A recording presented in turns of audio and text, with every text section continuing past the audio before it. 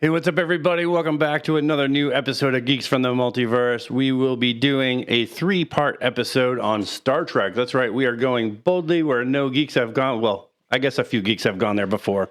But we will be starting off with the early shows, some original series, Next Gen, and some other shows talking about Starfleet and some great Star Trek tech. So let's get geeky. We're geeks from the multiverse. We've come to unite all geeks. Now it's time to get geeky and dive right in, 'cause we're geeks from the multiverse.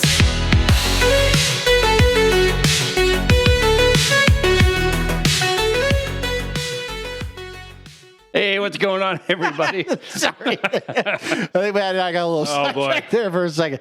Anyways, go ahead, Matt. Sorry. Like we said, welcome back to another great episode, another new episode of Geeks from the Multiverse. I am one of your hosts, Matt, a.k.a. Grumpy Beard. And this is your other host, Johnny Boy, a.k.a. Captain Lustache, as always. And yes, no, we're going to be talking about the wonderful world of Star Trek. And I mean, you know, I was looking back a while back when I was watching this too, because I never really watched Star Trek in general, and I, never said I wasn't a Trekkie or this and that. It was just, I don't know. My dad, growing up, he was watching it too, and then, there's a lot of things that, unfortunately, growing up, there was things that I never really was exposed to until I had to kind of just hang out with Matt. And he's like, "Hey, you haven't watched it, you big jerk? Why don't you start watching it?" So I was like, "Fine." I think I saw it on like Hulu and whatever, and I was like, "Oh, this is great." Even the original was great. Looking at Kirk and how his team was working, and Scotty, and everybody else that was there, I was like, this is kind of fun, and you're looking at the wacky adventures. Like the really early '60s had these like weird adventures. Oh yeah, I think I remember one that they went to like this. It's like a world that I don't know. Of course, like most of them, they're all like slaves. But this one was like almost like a Greek empire, like I don't know. It was like I don't know. It was kind of weird. But you see them like all dressed up as like I want to say like almost like Romans or something like that. And like you see Kirk dressed up as I don't know if he had like a toga on or like some kind of like almost like Caesar or something. Yeah, Caesar, and then like some of them, like of course the women were all, risque, so they had like very minimal clothing on, and you're like, of course only the 60s. Funny 'cause, like most of them, like all the women have their Starfleet uniforms are really short. Oh yeah, no, skirts, they're very revealing. Really short skirts, yeah. And the guys are, I mean, actually all of their uniforms, I mean, they're just tight. They're just very tight if you look at them. And so like little toy, like a toiga. No, it was crazy. Like the 60s, you're just like, okay, I mean, I get it. You just want to show everything for a guy. You're just like, oh, it's like, okay, you see the butt. There you go. or you see other things. But I mean, the one thing about Star Trek though, it is, it's one of, and I had to look this up because I didn't believe it when I first saw it, but Star Trek is the longest running science fiction franchise. So then what is technically Doctor Who? Is that not considered sci-fi? Because then I would have thought that would have been the same realm. From what I understood, Star Trek started in 1966.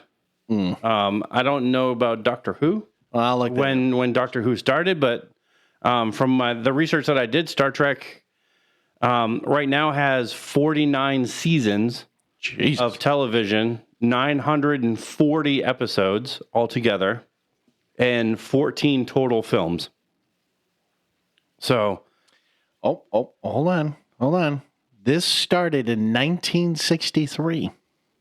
But how many seasons and episodes does Doctor Who have? Well, apparently, I just saw it. It looks like, because I mean, so there's 26. Okay, hold on. So there's 26 seasons from 1963 to 1989. Then it like jumps to series from 2005 and on. It says number of episodes. Looks like there's 884, 97 are missing, which is weird. And then there's 312 stories. I don't know what's going on here. It looks like they had like a skip. So it looks like they had it from 1963 to 1989, and then they just stopped. And then all of a sudden they like re-released it again into that. So I'm like, okay, maybe I was wrong. I thought Doctor Who was in the running, but clearly that's So I mean, obviously it's pretty close. I mean, pretty close for sure. They have a lot of episodes, but I think it's the number of seasons and the number of episodes that really trump, Doctor Who and some of these older shows in sci-fi. Because, the 60s and 70s, especially the 80s too, had a lot of sci-fi. Oh, yeah. Television. I was going to say 60s and 70s for sure. I mean, Star Trek, if you think about it now, I'm thinking about a little fun fact that I randomly thought about too. And I think we talked about this too. One of the creators of the cell phone actually was inspired by like the communication devices that they had on the show actually in the early 60s, because they were like, wow, it's like the little flip phone like that they usually use. That literally was an inspiration to the current, like the modern day cell phone in a sense, which I found interesting because I was like, a TV show inspired that? Yeah, their communicators were the inspiration for the flip phone. Exactly. So that's why I was just like, oh wow, it's crazy that a TV show can do that, and like we've talked about before, and like The Walking Dead, like having that cultural phenomenon, like being like bigger than something of what it already is. And I mean, it's like we said, it's been around a long time. Yeah, I mean, 940, that's a lot. Don't get me wrong, that's a lot of fucking episodes. That's a lot. And you're talking 49 seasons of Star Trek. Well, listen, you're not going to watch that in a weekend. You're going to be watching that for a while. So, right now, in this episode, we're going to be talking about the original series. So we're not going to get into, anything that's beyond, like the original series, which is, Kirk and Spock and, Bones.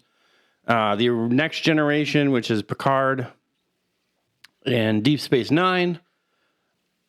Granted, I haven't watched a lot of Deep Space Nine. I've seen some of it, but not all of it. Voyager. And those are kind of, in a nutshell, the four that we're talking about. We also will be touching a little bit on the animated series, that continues the original series. Believe it or not, I didn't know there was an animated series. In kind of a cartoonish form. There were 2 seasons of that. Yep. See, I had no idea. It's kind of interesting. Okay. Well, I mean, yeah. All I could say is this, part of the original, right? And it's true. And I think it always has been, it is revolutionary for its time. It was something that nobody expected, right? Because like in the 60s and 70s, we were, in a mindset of like, where's the world going to be, later on in life? Or there was a time in the 80s that we all thought flying cars are going to be a thing right now, which clearly, I mean, it's I'm not saying we see it, but I mean, other places there might be some top secret projects we don't want to know about. It's what it is. I mean, we're not seeing it now, but like what I'm saying about this is like, it's one of the very few shows that at the time, that featured not just a female, but an African American female was another little fun fact. Uhura, yep. Yes. And so with that being said too, because wasn't there, I think it was on live, that's right. It was on live television. It was the first time, I think it was when Kirk kissed her. That was the first time that they ever saw integration like that, because they didn't want to do it at first because they were like, oh no, but Kirk was like, no, we're going to do this scene. And he proved a point. And so it was funny how on live television, that also broke a color barrier at that time, which to me, that's pretty damn impressive. He said, nope, we're going to do it. I don't care. And so that just says a lot about really the show and about the actors themselves. Yeah. I mean, it's not just like the African-American female that, was featured on the show, but the way that they, featured females in general. If you watch the show, they had a lot of females that were, on the show regularly. Like, oh yeah, when they landed on certain planets, there were always female. Granted, they weren't like lead characters, but but they were there. There were a lot of, antagonist characters that were female. There were, background characters that were female that played bigger roles in each of the episodes. Well, Kirk was also, every time it seemed like he was almost falling in love with each and every one of those girls. But that wasn't always the case with a lot of the females. And in this time frame, most of the TV shows or movies and stuff that came out like in the mid to late 60s, it was all men. Like men dominated television and they dominated movies. So to see this at that time was way different. Well, and that was the thing about, when you have a show like this, right? It's different in its own way. What we've already mentioned, it already pushed some boundaries. It already pushed that racial boundaries. It already pushed the fact that, you don't have to necessarily have men in all of like television, right? You can have a variety because that gives the drama, that gives the the different things going on. But, what I find interesting too is also, yes, and this is the three that really, I'm not saying that made up the show, but like these are the three kind of core individuals that helped kind of drive the show a bit, right? So you have Kirk, you have McCoy, and you have Spock, right? So McCoy being the doc, of the entire ship, Spock, yes, he's usually the go-to guy. He was your second in command, really, but he was the science officer, yeah. Well, yes, but he was the second in command. He was basically one of the smartest guys on that ship, or if not, probably wherever he was at that time.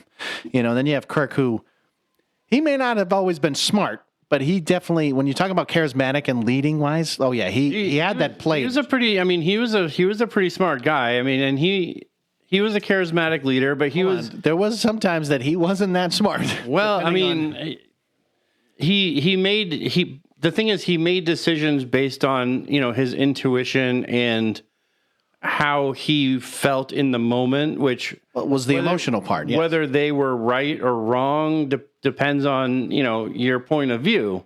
But he always made a decision that was based on, what was best for the people that he was either protecting or the people that he was, serving with. Right. I mean, when you technically look at Spock, right? So he is half human, half Vulcan, right? So like, he doesn't have the emotional piece as much as, basically Kirk and McCoy here. But like, it's like you do get to see some signs of him, like he does kind of show a little bit of that emotional, not always, but like some. He just he doesn't understand it. Right. I mean, because he's very analytical. He's very analytical about, but he's also analyzing what he's surrounding himself with. So like he's trying to understand love. Right. And so like that's probably one of the hardest ones for him to kind of really grasp all the time, because especially when Kirk is like, well, let me, he's trying to explain some stuff and he's like, never mind. We're not going to go down this rabbit hole. But like, just seeing that. And then McCoy, it's like, if you want quick banter, with him and Kirk all the time, and like sometimes you'll see them fighting, but then sometimes you're just like, I got you, like kind of a thing. Damn it, Jim. You're like, God damn it. No, but like, it was just funny because like even Spock, I feel like there was sometimes like he would give you that little like humor and you didn't expect it. And you're just like, did he just make a joke? Like all of a sudden they're like, wait a minute. Yeah. Because he doesn't understand like he has these emotions, but he doesn't understand the emotion, or he doesn't understand the joke, so he'll ask like the question after the fact and everybody's already moved on, and he'll just, it'll be like that funny moment of like, what is this, and you're like, everybody's already moved on. Let's just keep going, but that's kind of just, Spock. And, being a Vulcan, he is a little bit stronger. He's able to do, things that humans can't sometimes. Like, so that's, it wasn't it, I think it was like radiation, right? Like he can withstand a lot more. I think it was like radiation or something. Well, he can withstand radiation. He can withstand a little bit more pain. He's a little bit, he's a little bit more, heftier and stronger. He can do the mind meld. Yeah. Well, I think the reason why for the radiation thing was because I think they had to like one of the missions he had to like go outside and like put on a spacesuit. But the problem was like if, let's say Kirk did it, he would be burned up alive because of the radiation poisoning and stuff like that and so forth. And so like he went outside and he was like, oh, I'm fine. Whenever he comes back in, not a big problem. But like, I think Kirk tries to go out too, and he's, trying to stop him, but he still goes out. And then Spock has to go out and save him to then bring him back and do all this. But it's like, and this is, like I said, I love Kirk, but at the same time, like I said, I understand his emotions, and sometimes that's where he'll make those stupid decisions, and you're sitting there like, God damn it, Kirk. Like I said, I think he's making a decision based upon what it was emotions. I get what he feels is the best move, and sometimes it's maybe not the best move all the time, but like I think he's well. The thing is like he does it, and I think the one thing about him that I do admire is that he does put a lot of trust into his team, because if he didn't.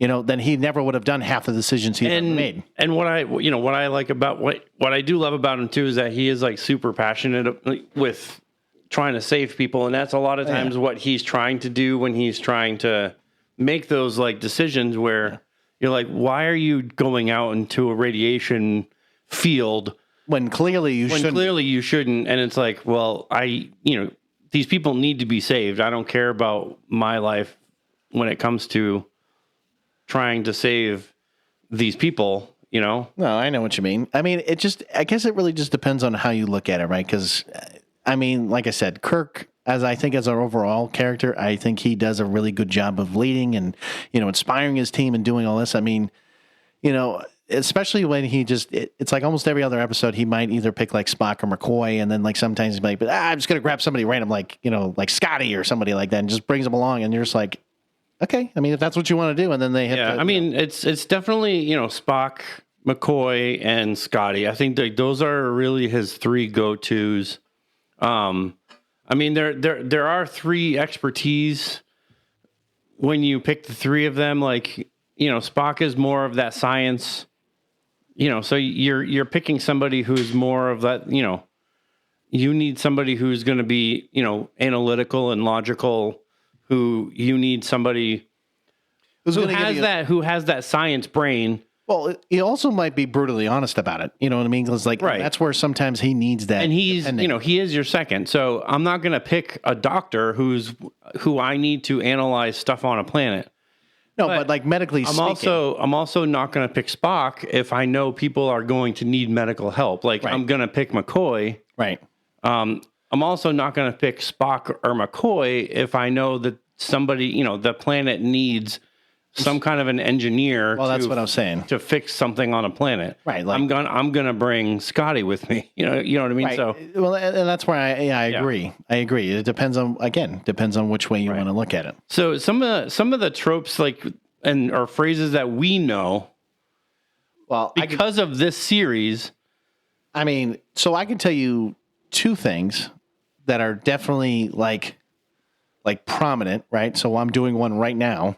Yeah. Is the Spock's Vulcan salute, which is basically, I can't really show you guys, but basically it's like taking your pinky, your ring finger, all this. The best way that I can explain it is I think the way that I wrote it. And you probably should find a way to. When you split your first and middle finger, your first and middle and ring finger. Wait, let me. Let's try that again. I'm going to try to read this the right way. When you split your first and middle and ring and pinky fingers and hold them open. Right. I know you can't see it, but yes, that's what I'm doing, and that's what Matt's doing. Kind of like your first two fingers and your last two fingers, and you make a V. And you go. There you go. And that's how you. That's a Vulcan salute. Right, and then you have, and that's when he would say like "live long and prosper." Yep. And he would do the salute. Like that's one of the things that we learn. The phrase that we learned from the original series. Well, another one is "Beam me up, Scotty." Yeah, that was another classic one from Kirk. Damn it, Jim! I'm a doctor, not a fill in the blank. Like that was like that was like the biggest meme. It was like, damn it, Jim! I'm a doctor, not a brain surgeon, or like you would fill in the blank, like to boldly go where no man has gone before. That actually was not said by a president. Believe it or not, it was not actually said by a president. You'd think there would have, though. At least one of them. To actually have that phrase, like to boldly go where no man has gone before, you would actually think that would have been said by a president, and it has not been. Well, God damn it. It sounds like one of our presidents need to do this, because I'm not saying it, because I feel like that's where I get shot. But the red shirt thing, I'm a little confused. So, the concept of red shirts. So typically, like, for Trekkies, and I'll call you guys out, for Trekkies, generally if you've seen somebody like wearing a red shirt, you would be like, he's a red shirter. Like, whenever you see somebody in a Star Trek episode, I don't know so much about Next Gen, because Next Gen was different because most of their outfits were red. But the original series, most of the landing party people, right, were red shirts. You had, Scotty, who was engineering, which he was always safe because he was Scotty. But you had, Spock, who was blue. You had McCoy, who was blue. And everybody else was like yellow or gold, which the yellow and gold shirts were exactly the same color. So I don't know how you differentiate the yellow. Maybe a little darker than the other, but I don't know.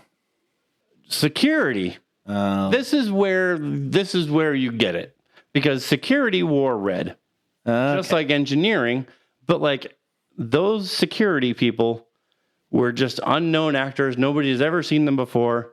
And those were the people that typically always died in the episode. That's true. Never failed. You see a couple of guys or a guy and a girl on a landing party and you go, those two are the ones that are going to die. And sure enough, they died. And you're like, yep.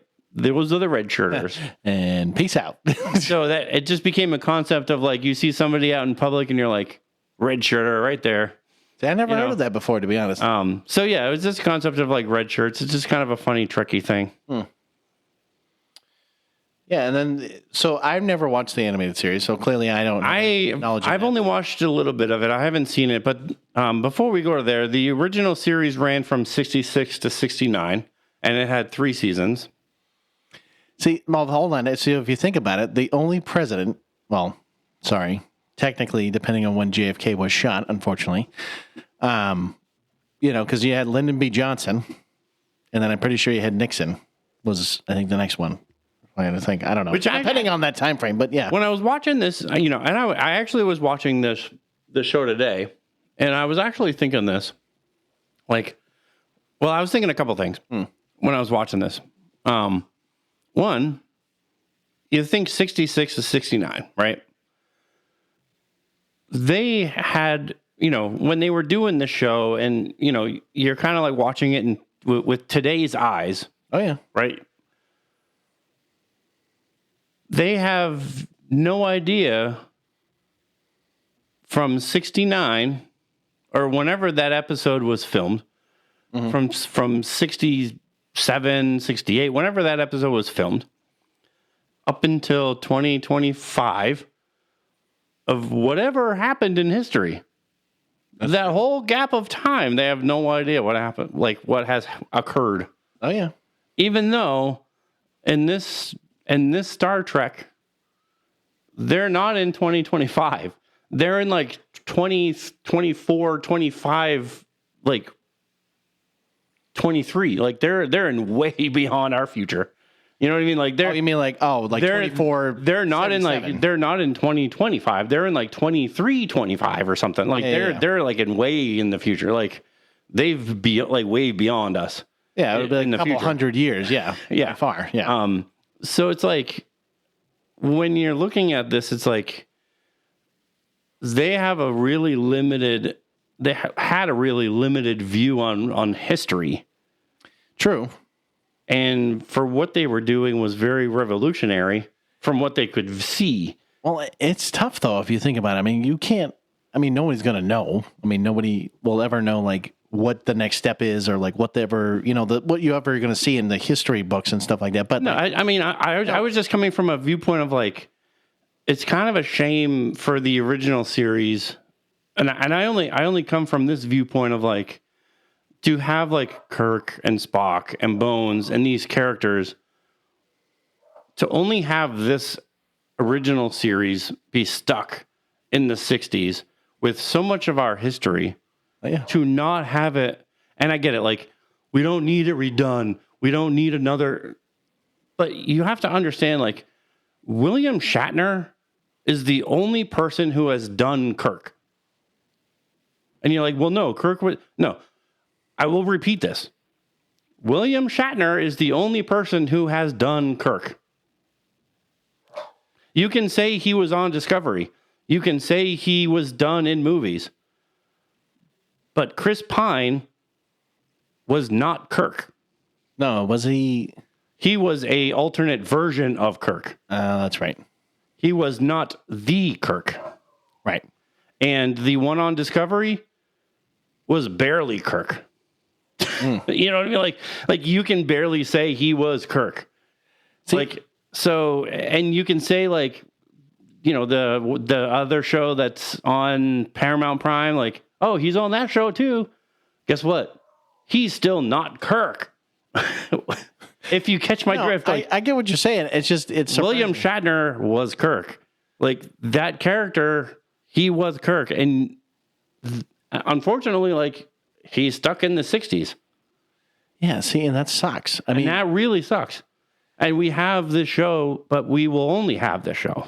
Right, and that's why a lot of people will say, "Oh, well, the original's great." It was. I would say for its time, I think it was a really great show because it had a lot of different stuff. Now, granted, unfortunately now, no, everyone's too damn old, either to play their characters or, you know, the fact is like at that point, would you ever consider like an actual reboot of the original series?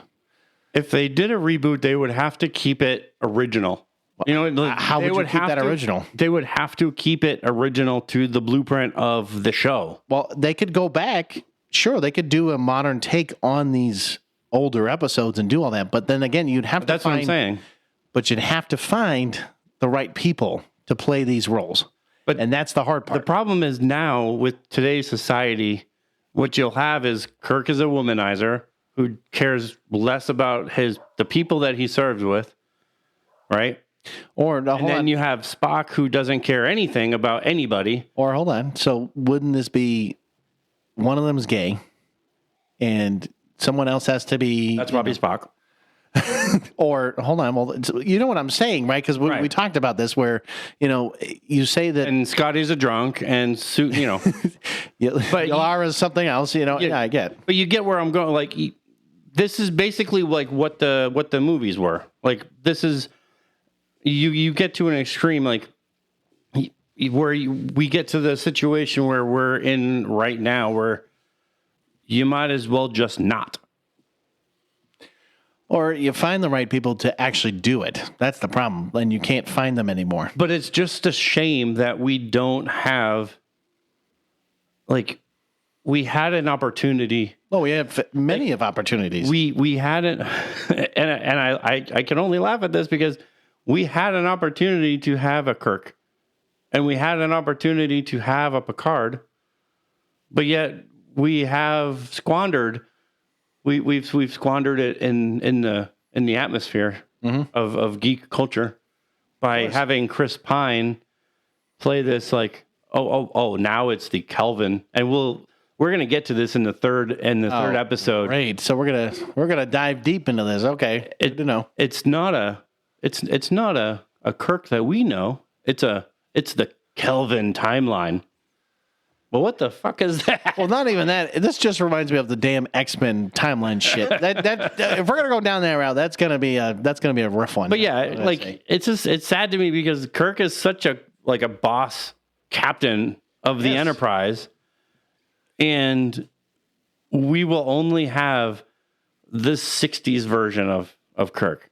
Yeah, unless somebody comes along and says we're gonna bring him. We are going to bring him back, and we are going to keep him to the blueprint of Kirk.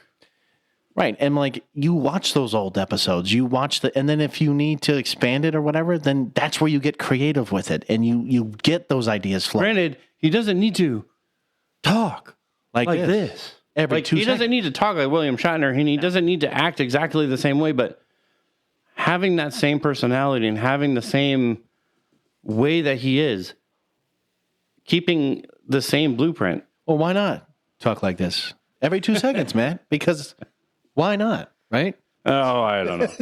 That would be annoying. I mean, why not? I mean, why don't we just clone William Shatner from like? That would be annoying, wouldn't it? That? Damn it, Jim. No, I mean, I'm just saying. The only way you could do it, man, is you just have to clone the originals. You'd be like, all right, let's bring them into the modern day. Let's do it. And then again, you're like, well, how do you do that? Well, I don't know. Let's find out. We're not doing it. We're gonna let somebody else clone them. Okay, we're just gonna let them do that. Okay. All right. But Next Generation had 7 seasons, John. Wait a minute. Didn't we just hold on? We skipped over the animated thing. Oh yeah, we did, didn't we? The animated series.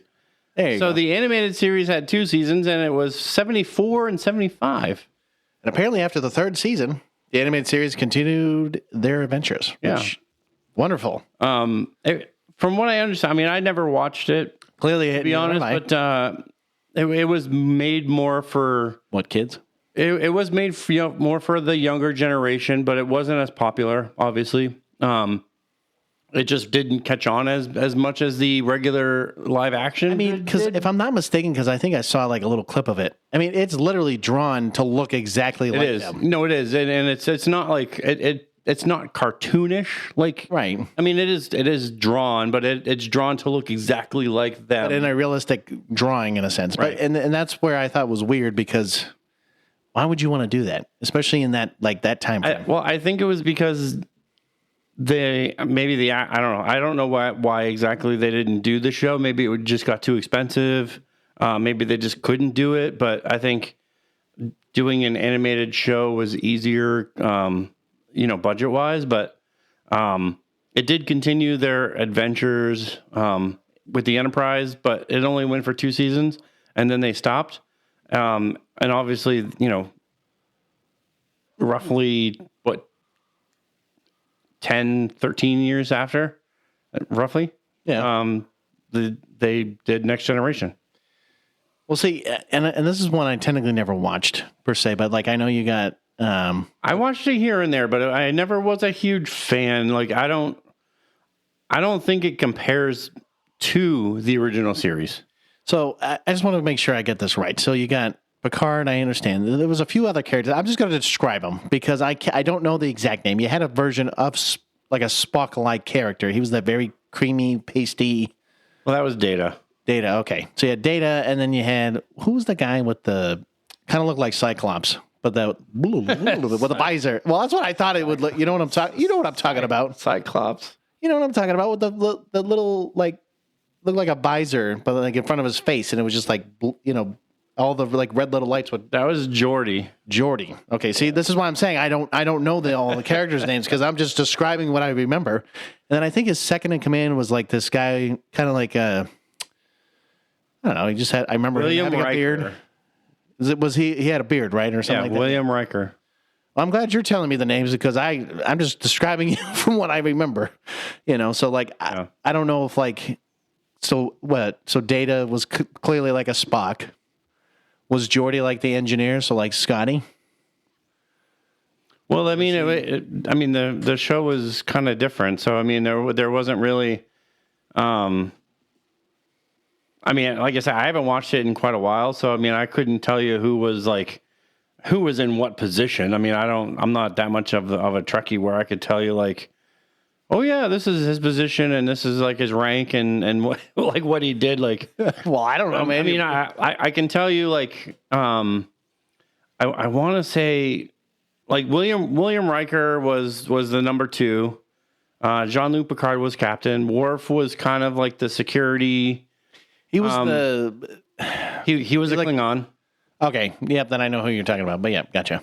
Deanna Troi was one of the characters in there. Beverly Crusher, she was a chief medical officer. Deanna Troi, she was half human, half betazoid. She was a counselor. Oh, okay. Data was a second officer. He was an operations officer. Okay. Geordi? I'm trying to look for Geordi. Geordi was initially the ship's helmsman. Oh, okay. And then he became the chief engineer. So okay, I was right. He was like a Scotty in a sense. Okay. Yeah. Then he became the chief engineer. Okay. So I mean, there's similar things about both of them, but I mean, clearly characters wise, they're clearly different in that sense. But I mean, Yeah, I mean, Whoopi Goldberg was also on the show. She was a bartender. Whoa. Did you just say, really? She was on that show? Yeah, she was a bartender on the show. What the? Man, that woman will do anything for any role. At one point, Tony Todd was on the show. He was a Klingon officer. He was Worf's brother. Then you got me, man. I have no idea. Let's see. Ashley Judd. I think you're just looking up random people right now. I'm just on Wikipedia. Okay, well, no shit. I mean, are you sure they're that trusted, man? Are you sure that's exactly right? I'm just here. Okay. Well, all I can say is that I can't really say an opinion about this. It sucks, but I would say that. It's probably good for certain things, but then of course, when you look at the original, it's just different. It's hard. I think it's different because where you're looking at the original show, you're looking at issues that were going on at the time. There was racism, there was war, there was environmentalism. They were talking about using allegories and alien encounters to explore those moral dilemmas that were going on at the time, where with Next Generation they were looking at more things like artificial intelligence and cultural differences, and they were trying to tackle more ethical things using different technologies that were available in the 80s that weren't available in the 60s. Right. So it was different. I mean, they both, if you look at both shows, I mean, there was some sort of, both of them had to be diplomatic, right? So they both had to be diplomats at the same time. But, I feel like Kirk was he was a rebel. He just wanted to, start shit and then, make sure that things were good on either side. But, I feel like Picard was more about peace. Right. And that's what I was about to go with. I feel like he was more of that, kind of peaceful. Because, the person that actually plays him, he does a really great job as, Professor X. But I'm just saying. And he does he does a great job as Picard. That was his, defining role. And, 7 seasons. The one thing that the, Next Gen did introduce was the Borg. And they were huge for Star Trek. They're still using them now. Oh, in Star Trek, and if you don't know who the Borg is, they're this really powerful, relentless alien race. They view themselves as a collective. Basically, what they do is when they kill people, they kind of reclaim them and recycle them, and they make them kind of like this human synthetic hybrid, and they bring them into their own kind of collective. So they have this kind of hive mind. No, I get that, but that's kind of weird at the same time. Yeah. So, it did kind of add a different level where, the original series, they had their villains and they had their certain things, but, the original series, they had their Klingons, they had their Romulans, they had their certain races.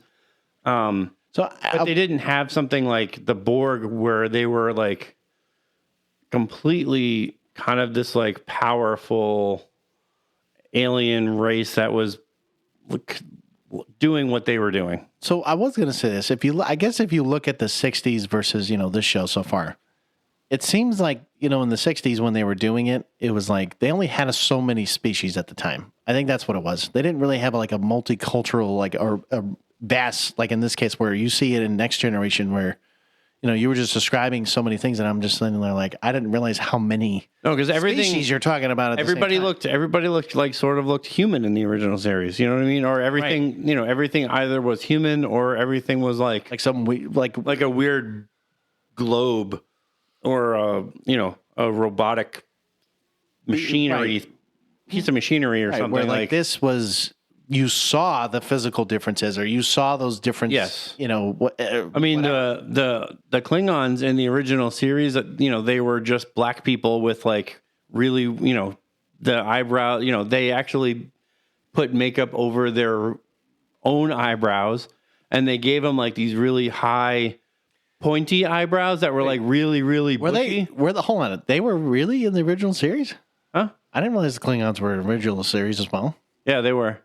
Oh, I must have not gone far enough to see them because I honestly don't remember that. But yeah, they gave them these they weren't quite mustaches, but they were like these like little hairy things like under like under the lips. Like they were. So it's like taking this up top and then just putting it right here. Like like Asian, like the older Asian, cultures, like they would have these like really long, like the long. You're talking more like a Fu Manchu.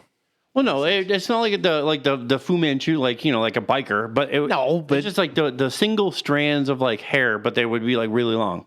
So the Klingons, they would just have these really really short ones, just under the lip, but their eyebrows would go up to a point like here, but they were like really super bushy.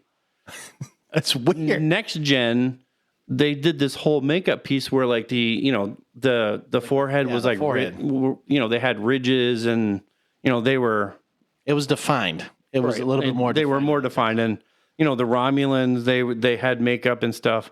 The Borg, I think, were the most heavily made up because they had like tubes and things like all over them, and going into the skin, and they had skin and stuff. So it was definitely different, and they had on the ship they had their own kind of like hologram room where you can go in and if you wanted to lay on a beach, like they had like you can make it look like a beach and it could have like water, and if you wanted to make it look like a bar, you could go into it and it would look like a bar and you could pretend to drink. And I mean, I'm not going to lie though, at this, like some of the technology, like imagine having that in your house, right? Just like, hey, I'm just going to go to a random beach somewhere, and they're like, hey, I'm going to have a Mai Tai or like something random like that and just be able to go into it and just they would, and do it. You could write a whole program for the I think it was called a holodeck where, you could go in there as like a gunslinger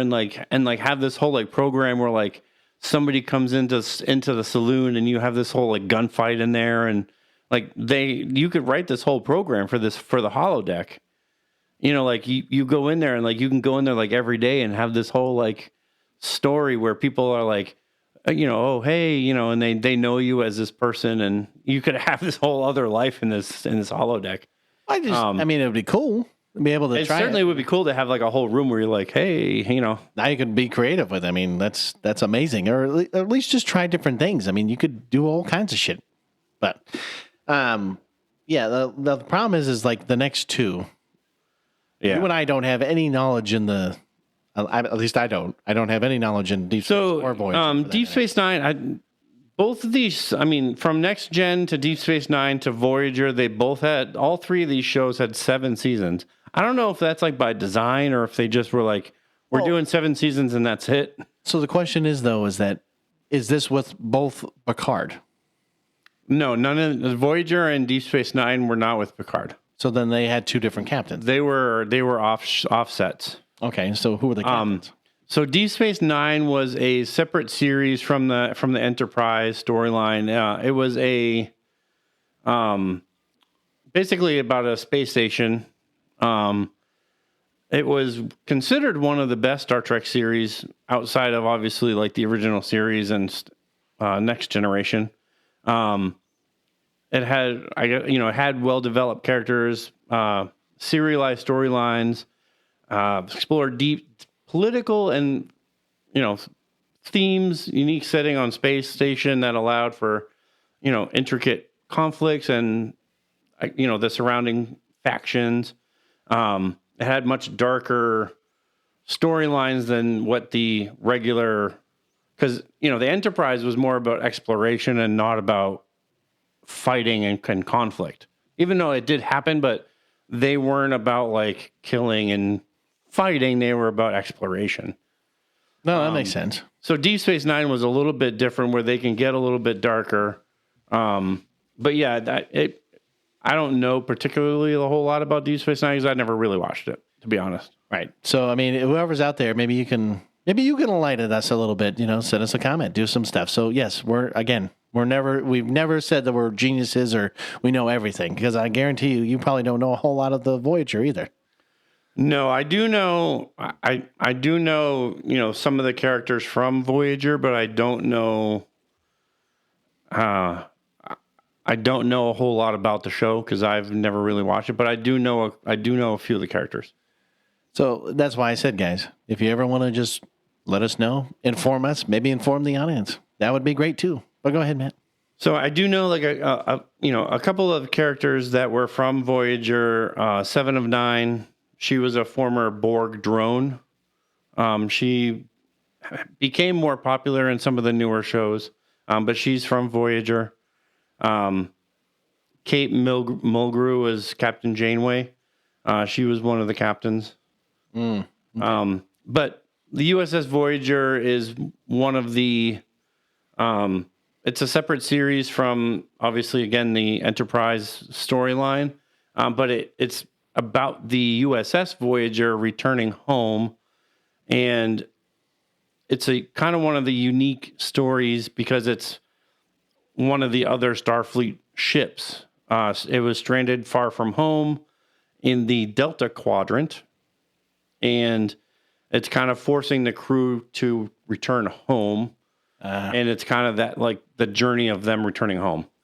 So it's like, So apparently it took 7 seasons just to get back home, huh? Delta Quadrant's, from what I understand, pretty far away. Okay, fair enough. So it's, a really diverse group of characters, a lot of former enemies. So there's a lot of, unique character development storylines, survival, adaptation. So that, there's a lot of good storylines. I just never really watched it.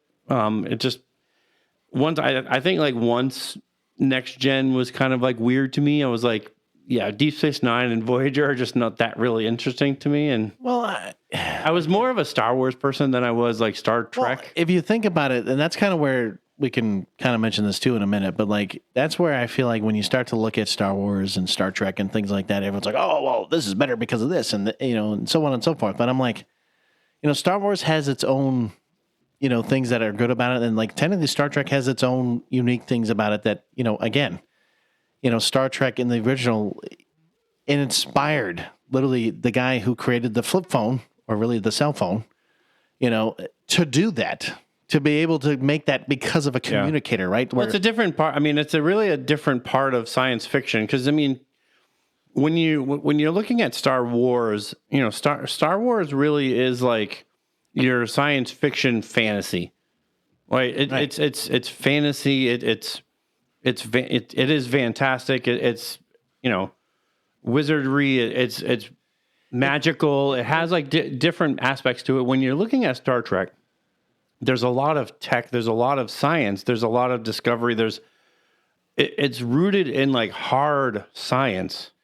Right. And that's what's different. And that's like kind of like what I think draws a lot of people away from it because it can be, I guess, considered boring. Well, I guess it depends on how you look at it. I mean, because like when you look at the original series, I mean, besides, William Shatner going, Kirk's log, 279. On today's date, we're going to see, like, and he like starts to speak his day and like kind of describes what is going on, right? I can understand at the beginning, it might seem like, it's kind of weird that he's narrating and then it's like, okay, well, then he's going to talk about what happened. But I mean, it's interesting where, you get to see that, like, again, that human nature kind of emotion where, when you look at Star Wars, what we were just talking about a little bit is like, yes, I was going to say it's like a medieval take on like a futuristic I can't even say the damn word. Anyways, just like a futuristic future of like, again, having, like you said, wizardry and like a few other things in between where, Star Trek, with the whole science thing and in this case, depending on which one you're looking at, like it's got its drama, right? It's got its, its storylines. It's got, these different things that are like, again, built into like a human nature perspective, where I think Star Wars is like a little bit higher level. Yeah. I mean, I don't know. You can look at both. I mean, both have their, it's good versus evil. But when you're looking at Star Wars, you have like that science fantasy, you have, mystical elements like the Force. When you're looking at Star Trek, like you don't have, sure, there might be mystical elements to it, but there's not a whole lot of mystical elements because it's not really a whole lot of fantasy to it. It's more, of that hard science. It's tech. It's looking at, fiction and data and, research and discovery and exploration. That's where Star Trek really gets that's really where the story of Star Trek really gets its bearing from. And that's where the original series really starts the whole, USS Enterprise. And that's really, some of these other shows maybe focused more on some battles and certain things, but Star Trek was never about the battles and the fights and, getting into these huge space battles. It was more about getting out there and discovering, what was out there in space. And that was the whole mission of the Enterprise, to boldly go where no one has gone before, and when you're looking at Star Trek, it was rooted in science. It has a bit less action. And it's, I guess it is a bit of a smarter type of, franchise when you look at it. No, and like I said, I agree. It's crazy to me that, Star Trek, like we've just talked about, right? Like Star Trek to me in its own right, it's got its place in history, right? Because of all the, the tech that it's used, like all the different things like that. So for example, right, let me just kind of pull this up here. Here we go. So like the warp drive, right? So the technology that allows, a spaceship, to be able to bend space, travel faster than light, right? So it's kind of weird because like, if you think about it, this Star Trek was actually before Star Wars, right? So in that sense, when you're looking at a warp drive, in Star Wars, it was hyperspeed, right? They used the different words there. Like hyperdrive, yeah. Hyperdrive, right? So, but you notice that you got a warp drive and a hyperdrive, right? They used the word drive in it, but they had to change the word because if they used that word, then they were like, oh, you're going to use the same as us, huh? And so, but it's crazy to see like Star Trek, using like certain, words like this, even though at that time,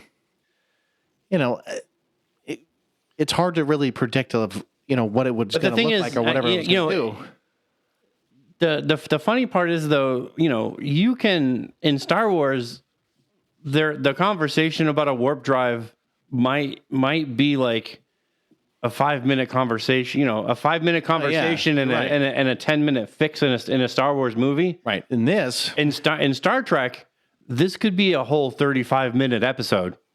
Yeah, or where they're fixing a warp drive, and that's all they're doing. They're not doing anything else. Well, no, so they're just fixing a warp drive. No, Scotty is probably, or depending on what you're watching, like let's just go with the original. Scotty's probably fixing it with his crew members, and then, like Kirk is just going to go out with McCoy and whoever, and then just like go do something else while they're doing their thing. Right, but that's all. But that's all they're doing. Oh no, I understand what you're saying. There's nothing else going on. Like.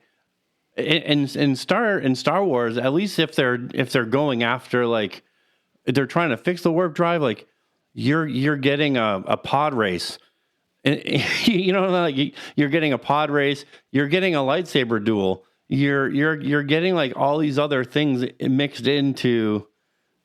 Oh yeah, by the way, we have our hyperdrive fixed. We can go now. And in Star Trek, it's like, well, we're gonna talk to this person. Oh, yeah, and then we got to talk to that person. Hey, Scotty, boop, boop, boop. Did you get the warp drive fixed? No, I haven't gotten it fixed yet. I know. He's like, I'm in the middle of some shit, basically.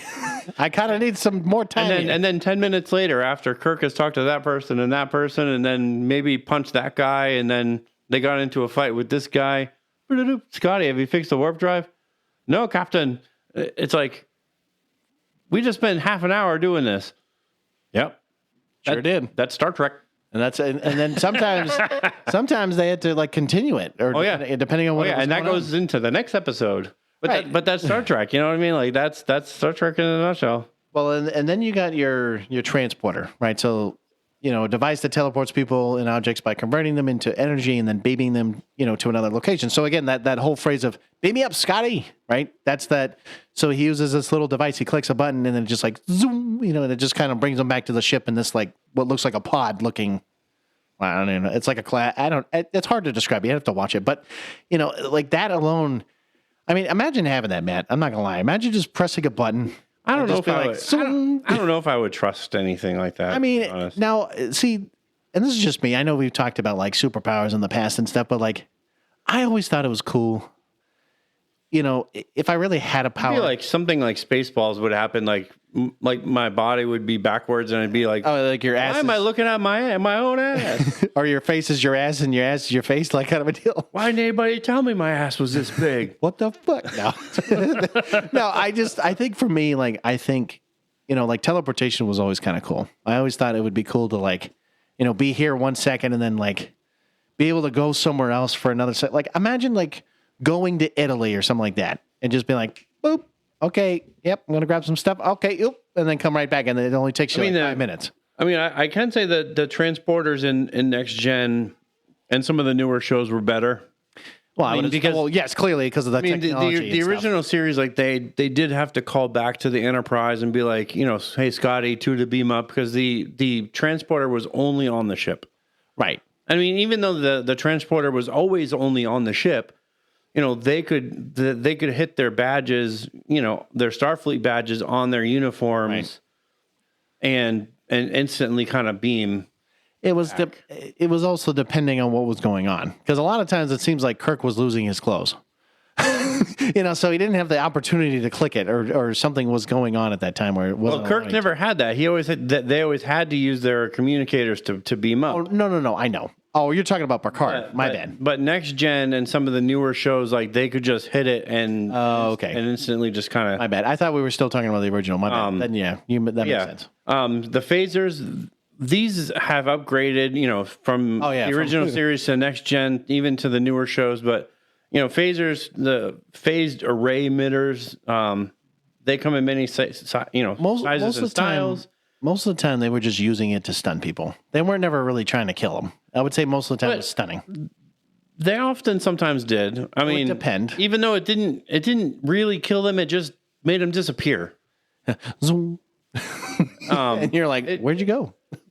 They didn't die. They just disappeared. I mean, I guess you can say that they died, but I mean, they literally disappeared.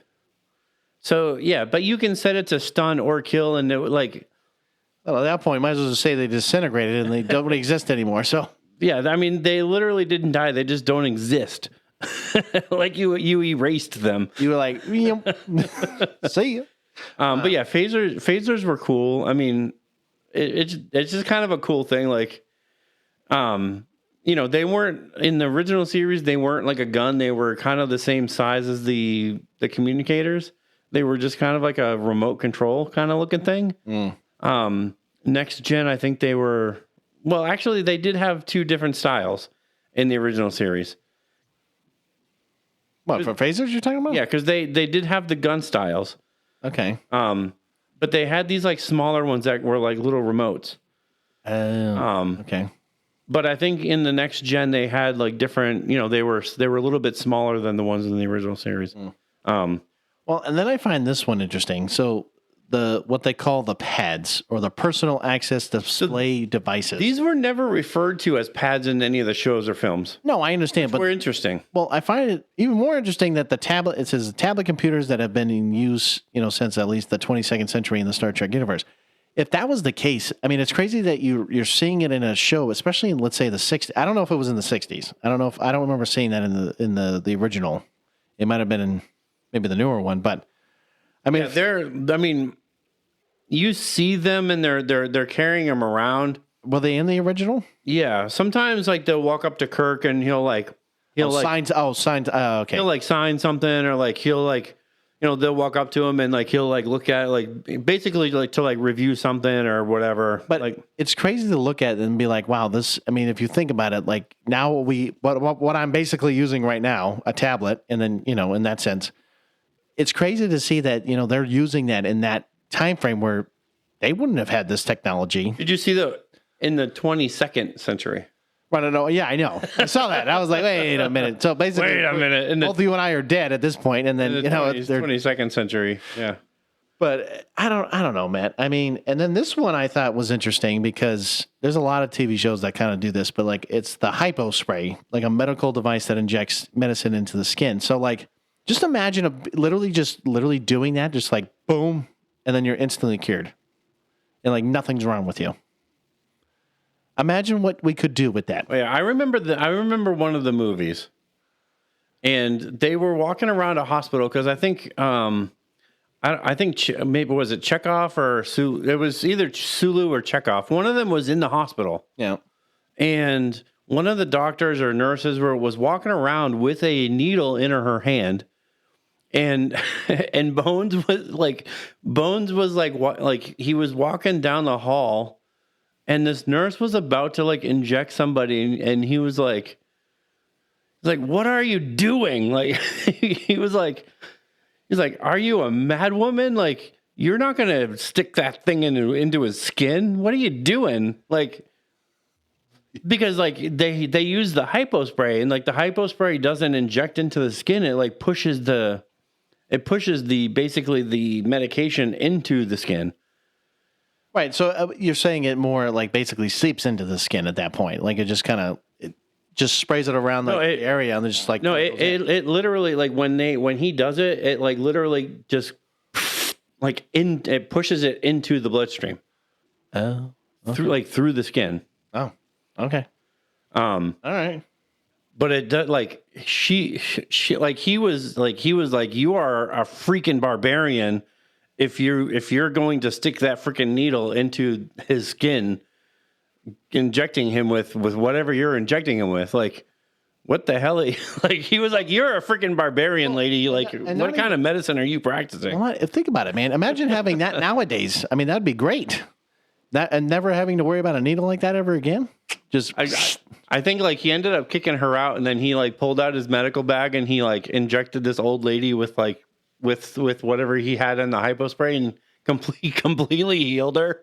And like the doctor came back later on and was like, and she's like, up and moving around. And the doctors are like, we don't understand. Like what's going on? You're like, don't worry about it. I got it. I got it taken care of. Yeah. And then, so this one I think would be cool to have a universal translator. Of course, I don't even need to describe it because literally it's pretty clear. Yeah, they use these all the time. Original series and even in next gen, like they have these all the time. I think it would be cool because imagine just carrying it around and just be like, hey, I'm just gonna go talk to somebody in Japan or Korea. I don't know. They actually do, and I don't know how well they work. I mean, I'm sure they're probably newer because they use AI. I mean, I know what you're talking about. Yeah, AI is just taking over everything now, but they do have. Yes, I know what you're talking about. I've seen it. They do have earbuds now that you can wear. Yes, which I was looking at them because I was like, oh, that'd be cool to be able to do that. They do have earbuds now that you can buy that does translate language, which would be cool. Well, the only shitty part is like you would need to have. This is the only shitty part about it, right? Is like you can have your own set, and then like the person you're trying to talk to, you need to make sure that they can wear that real quick. You know what I mean? Or like I guess if you want to share, that's fine. But I'm like, I don't really trust that particularly. You know what I mean? I don't want to be like sharing my earbuds with somebody else. I'm like, I'm not trying to be like germophobic here, but I'm like, I don't really need to be sweating with you and, all sorts of stuff. But I mean, you can basically, if you were talking to somebody who was live, well, yeah, you can just put like a microphone app on your phone. Well, I mean, I guess so. Yeah. If that's the case. And just hold it out so that you could hear what they were saying, and it would translate what they were saying through your. Yeah, I mean, it's tough, man, because I know, I only experienced this a little while ago. I remember working at my stepmother workplace, and I'm trying to, and unfortunately, like, this is one language I feel like I want to learn, and I feel like it's probably going to be useful at some point.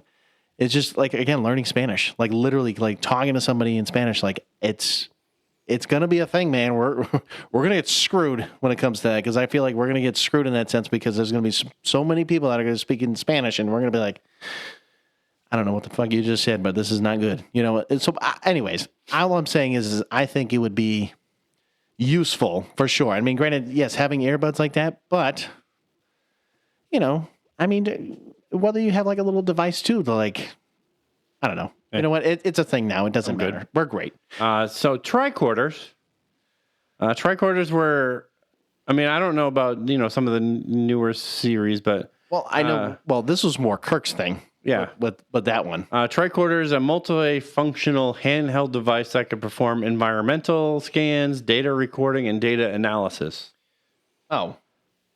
So those never mind. That's not Kirk. That's more like McCoy or Spock at this point. Well, those two, I would say. Well, I mean, Scotty, a lot of the characters use the tricorders. No, I would say, well, definitely Spock.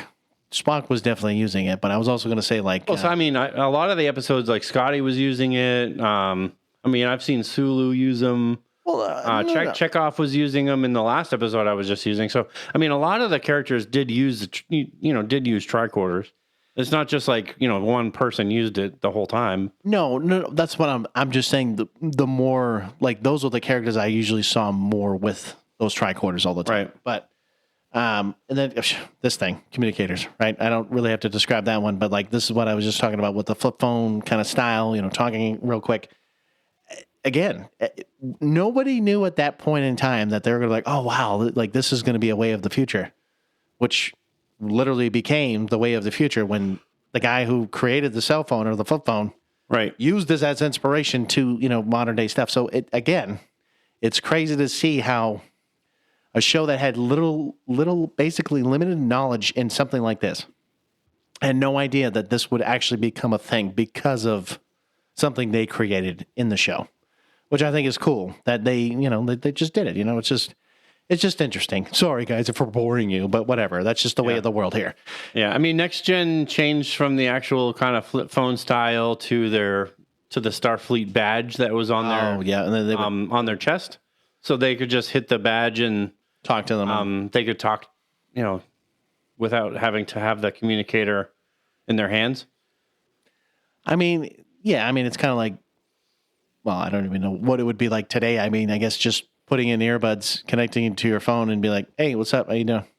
Oh, it's just kind of like a handheld thing. So they would just hit it and, they'd just be able to talk. So it was just kind of like a... No, I know, but I was just trying to think of like a way of, what it would be like today. That's all I'm saying. I don't think there isn't really anything like it. I mean, maybe, like you said, maybe like earbuds if they had them in. Well, yeah, and then you're talking or whatever, but that's just... So a couple of things left over. One of the biggest things about Star Trek is Starfleet and the United Federation of Planets.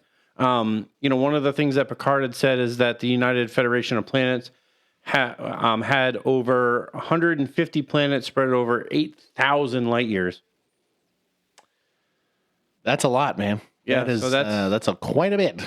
So that's quite a bit, and I mean, it's basically like the United Federation of Planets is like the United Nations, just in space, and doesn't just connect countries, but it connects planets. Well, basically, it might as well just connect galaxies. Once they got bigger and all that stuff. But I mean, it's also crazy too that I'm going to jump back and forth here, but I find it interesting that they had to use naval ranks for this. So they couldn't use any other, because it's funny when you look at again, I think military knowledge. That's probably a Gene Roddenberry thing. Well, no, I'm going to say this. So, like when you look at Army, Marines, Air Force, so on and so forth, right? At least those three branches have the same officer ranks. That doesn't change in any of those branches. Navy is the only one. Navy's always the oddball. Navy's the only one that has to be different in the regards of their, of course, their officer ranks, because trust me, in all the different branches, their enlisted ranks are your grunts or the people that actually work for a living. Just joking. Okay. Like those are the ones that, yes, everyone's ranks are totally different in going from E1 to E9, whatever. Right. So like for them, like an O1 to O9, whatever. So it's crazy that when you look at it, so you got Admiral, Commodore, Fleet Captain, Captain, Commander, Lieutenant, Junior Grade, Ensign, Chief Petty Officer. Chief Petty Officer is enlisted technically in that sense. I'm just throwing it out there for people who do or don't know. And then Cadet. So like it seems like Admiral's right, Commodore's not. Fleet Captain, Captain, yes. Commander, I don't know if it is I think it is Commander. Then it goes Lieutenant, Commander, Lieutenant, yeah. So like captain, commander, lieutenant commander, lieutenant junior grade, ensign, like that's technically naval ranks right there. Without, like, again, not the fleet captain, not the commodore, ensign's right. Chief petty officer, that's enlisted. In cadet, I would just more, or I understand it's or midshipman. Cadet's more just like I guess like a loose term, because it depends on where you're looking at, depending on military ranks. But no, I just found that interesting. I didn't realize that it had to be, naval ranks in a sense. I mean, I guess because you're on a ship, on a starship. Yeah. Like, I guess that's where I could see that, but I don't know. I mean, you could have been different in some ways. You didn't have to go Navy in that sense. Well, I think it was a Gene Roddenberry thing. I think he created it like if you were on a ship, basically. I think he created it similar to naval ranks, but I mean, it is definitely similar for sure. Yeah. But anyways, so Starfleet is a uniformed space force maintained by the United Federation of Planets. The role for Starfleet is defense, peacekeeping, space exploration, diplomacy, and scientific research. So basically, with Starfleet, there's a Starfleet Academy, which there is actually a TV show that is supposed to be coming out. I don't exactly know when. I think it's still to be determined, but Starfleet is a officer training facility, kind of like, I guess, like West Point or any of their. Yeah, I would say that's probably any of their, the naval. I'm sure there must be like a naval academy. Well, the naval academy is in Annapolis. Yes, sorry, Maryland. But anyways. It's an officer training facility, and then there's a 4-year educational program. So cadets officer cadets can go there to become officers. Yes, right. No, I was just looking at it because I thought that was just interesting in this whole. But and then you read the rank. So Starfleet operates under the Prime Directive. So I'll kind of just, I guess, read through these. This is like the kind of the Prime Directive that Starfleet operates under. Section 1. Starfleet crew will obey the following with any civilization that has not achieved a commensurate level of technological and or societal development as described in Appendix 1. No identification or self or mission. No interference with the social, cultural, or technological development of said planet. No reference to space or other worlds or advanced civilizations. The exception to this is if said society has already been exposed to the concepts listed herein. However, in that instance, Section 2 applies. So that follow this step if this actually applies already. So basically, is if a civilization has not achieved some level of technology or social development, they cannot identify themselves or their mission. And they cannot interfere with that culture's society, their culture, or they can't interfere with their technological development of their planet.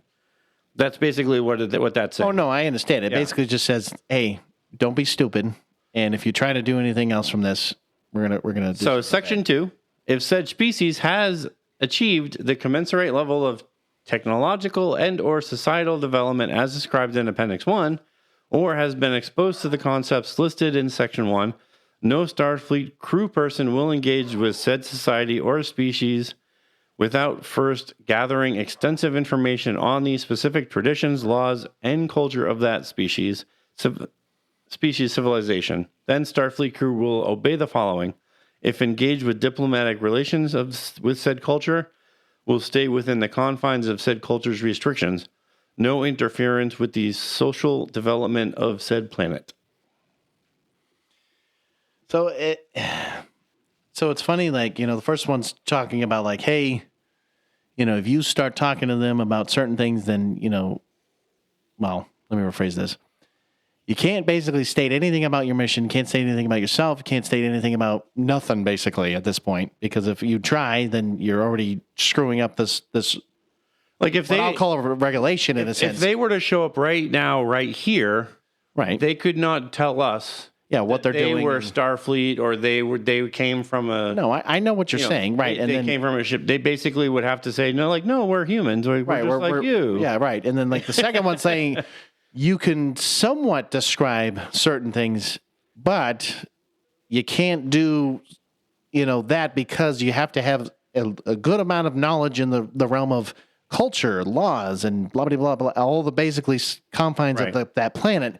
And then if you do decide to, diplomatic relations, things like that, you have to stay within, let's say the cultures. Right. You have to stay within that said confines of the culture.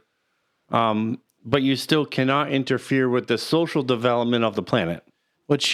So you cannot like give them weapons, or you can't help them with their war. You have to. Yeah, you have to let them figure it out. You have to let them figure it out. But like obviously, if there is something that is like, maybe somebody from Starfleet turned and is giving them weapons, like you can stop that person and stop that from happening. But you can't like give the other faction weapons to fight them. Like, you know what I mean? You have to just stop that one person and then be like, no, you're coming with us. We're leaving. Bye. See ya.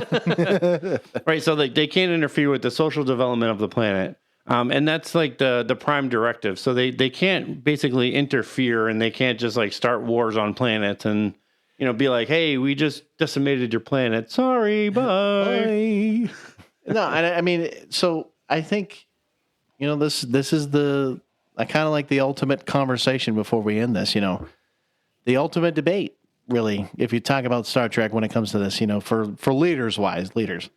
Yeah. It's like, who's the best captain, right? Who do you think? You got Kirk and you got Picard, right? Now, granted, you could mention the other, names or whatever. Not that many people would know all of them.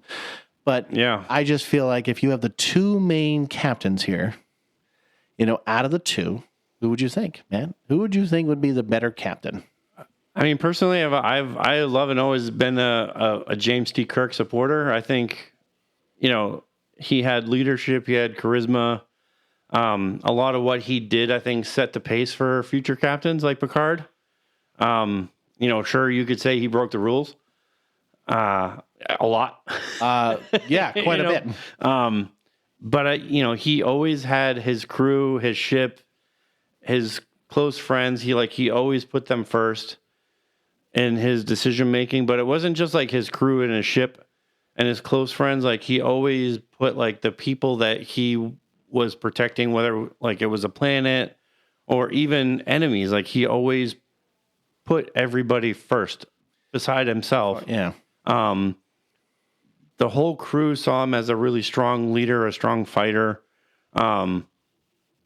He was always really unwavering in everything that he did.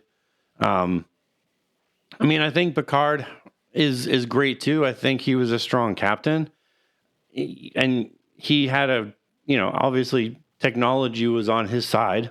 Oh, of course, especially during that time frame. Yeah. I mean, I think it was like 78 years from what I was looking at. I think he was about 78 years later.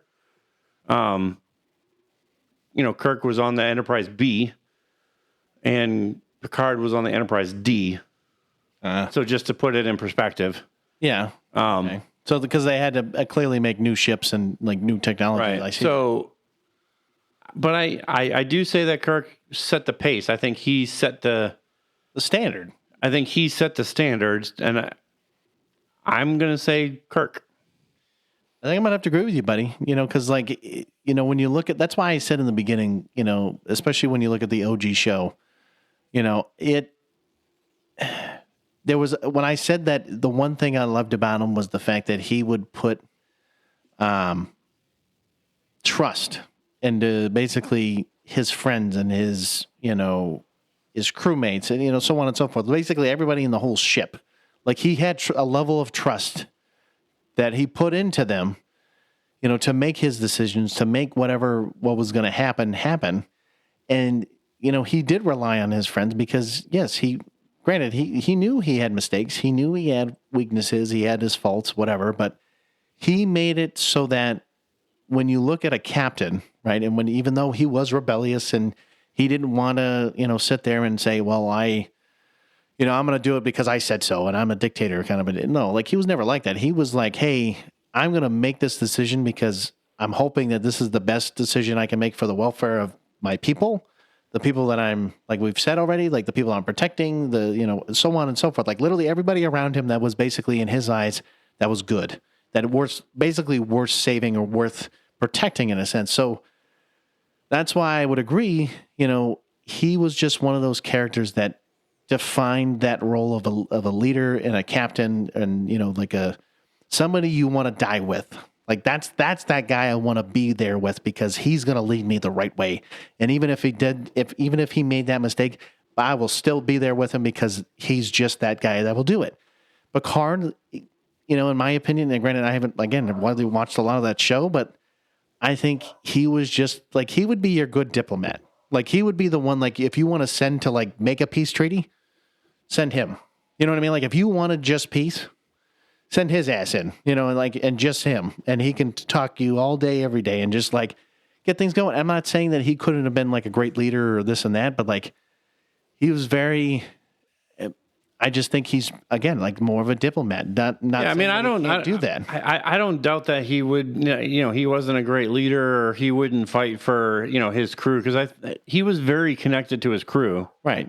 And he would fight for his crew too. But I think when I look at Kirk and I look at Picard, they are two different captains, and Picard wasn't one where he would break the rules. Exactly. And I was going to say rebellious, and like you're right, because he knew that if his ass was on the line, he wasn't going to put himself there. Where Kirk was like, I don't give a shit. I will put my ass on that line every day, all day, and that I will say it. Like when you look at a leader nowadays, that's the kind of person like they don't care because they're going to stand up and be like, listen, boss, and that's kind of what Kirk was doing when he would talk to his superiors, like when he would have to call in or whatever.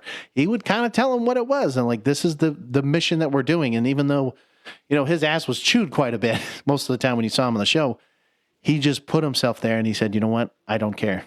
I said, this is what I think is the best and I'm going to do it because this is the way I think. Where Picard is like, okay, he'd probably be, unfortunately, one of those guys that I don't think would want to put himself there. Because maybe that was just the way his character was portrayed, whatever. I think maybe later on, I know like the newer show, like he was now a part of, like what was it, Discovery, right? Yeah, and maybe in the newer show, he was more like that. And I think later on in Next Gen, he was a little bit more like that, like, after his encounter with the Borg and stuff. But, I think he was more of like the Starfleet guy but he was more about peace, and he was more, he wasn't as charismatic, but, he was still a good leader, and I would still put him there. But I mean, for me, it's just Kirk. I mean, it's just that. I gotta agree with you, buddy. I think, hearing William Shatner talking on a log, it just gets me every time. That's just me. Anyways, I know we've been talking about this, first part here, but, hopefully in the second part, Matt, I'm going to let you talk about that. I actually don't know what exactly we're talking about in the second part. My bad. I don't think we've gotten that far yet. I know in a minute. I mean, we're going to be talking about some of the newer shows. So it'll be like Enterprise, Discovery. Oh, great. Things I don't know. Strange New World. We're going to be talking about Picard. Great. The future of Star Trek. Wonderful. So yeah, I mean, we're going to be talking about some of the newer shows. Okay, so all the newer stuff. Unfortunately, things that I still haven't seen. So yeah, that's good. That's going to be great, especially when I have no idea what we're talking about. But I'm gonna learn along the way too. Hey. It's fine. Anyways, so until we meet again, I'll say this: we appreciate everything you guys hopefully can start doing. Setting that little fist bump, our way, little follow, little interact, little subscribe to things, little tell your friends kind of a deal, Oh boy. Oh, I got him again. I got him. Look at that. Hey. I got him to smile. Look at that. He doesn't smile as much anymore. Hey. He's like, damn it, you actually know. And I'm like, yes, of course I know. And we got a little special project in the works too, so. Oh yeah, well, we'll get to that at some point. But anyways, yeah, so just stay tuned till next time for this lovely podcast that we're going to be doing next week. Stay geeky, 'cause we're geeks from the multiverse.